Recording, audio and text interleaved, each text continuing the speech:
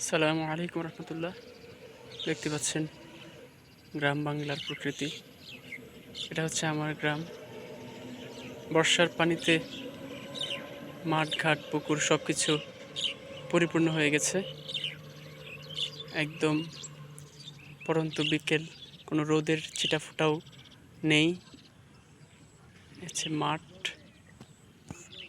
এই মাঠে আমরা খেলাধুলায় মেতে থাকতাম। এখন মাঠগুলো অনেকটা ফাঁকা কাকা অবস্থায় পড়ে থাকে। সবাই মোবাইল নিয়ে ব্যস্ত। আসলে খুবই একটা খারাপ অবস্থা। বর্ষাকালে যখন বৃষ্টি হতো, আমরা এই মাঠগুলোতে ফুটবল নিয়ে নেমে যেতাম। কিন্তু এখনকার পরিস্থিতি সম্পূর্ণ ভিন্ন।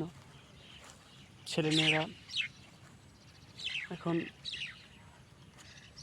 মোবাইল নিয়ে ব্যস্ত থাকে, আজেবাজে নেশায় জড়িয়ে থাকে, ভুল পথের দিকে ছুটছে, হাঁটছে। আমাদের শৈশবটা আসলে চমৎকার ছিল। আমাদের শৈশবের মতো শৈশব আর আসবে কিনা জানি না। একদম নিরিবিলি পরিবেশ, সব কিছু মিলে চমৎকার।